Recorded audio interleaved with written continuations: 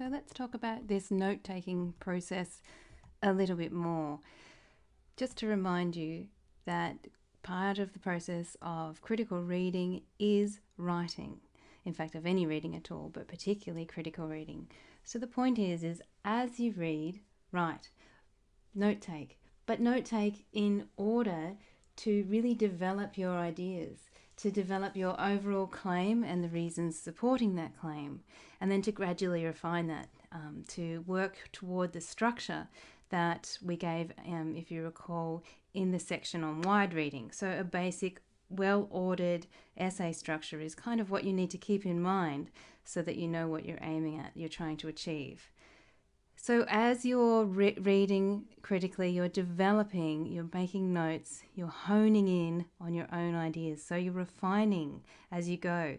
Part of the point of critical reading is the honing of your own ideas and the structuring of those so that you will come up with the developing of your response to the task that your lecturer has set. So this is kind of respondent writing as a kind of little way of remembering that. As you're reading, you're interpreting, and this is what you're doing in your writing as well. You're summarizing, analyzing, distilling, transforming, evaluating.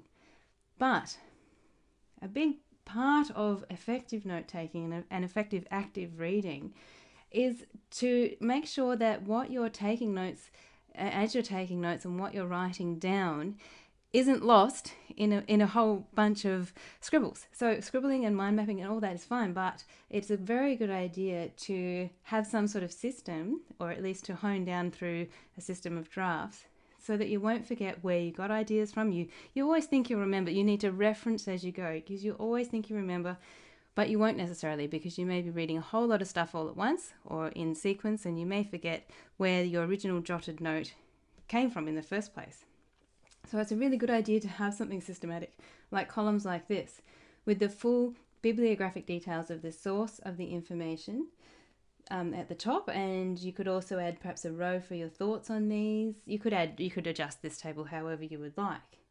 So it's a really great idea to help you begin the structuring process and to have some sort of ordered approach as you actively write and with your critical reading, to have something like this. And we do have this note-taking template available on this site for you to download if you'd like something like this for your own notes. Here's an example of how you might fill it out.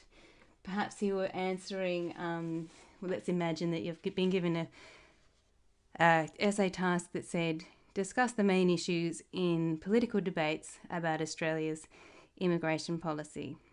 Well, you might need to jot down some thoughts from an author you might have found on a wide read yourself, or you might have been given in a reading list. Tisdale, 1998, he gives some arguments against multiculturalism, so you might want to put those in that row. And then you might want to have some authors who give arguments in favour. You look for authors who give arguments in favour.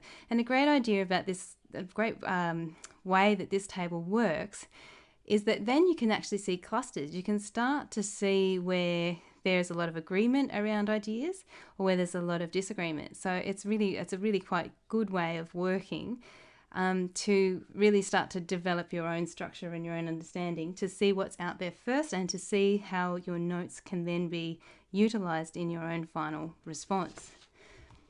So the point about note-taking is something like this. I write because I don't know what I think until I read what I say. So the point is to keep writing so that you can keep reading and you can keep developing and honing those concepts. So the thing to remember is really that the point is that you're trying to, well, there's two levels of note-taking. You're trying to transform, but you're also trying to respond to the relevant ideas from sources. So this sort of table that we were showing you before can help you compare and contrast ideas from multiple sources, but also you can do things like add in definitions from dictionaries, which you can then transform. You can identify issues from things that have come out, even from just definitions, that you can then further develop in your argument. You can extract key concepts and ideas, and then you can put them in your own words. You can reference keywords from the dictionary, and your argument around these key issues that you've identified in the close and critical reads and in the wide reading, that's going to help form the structure of your overall argument.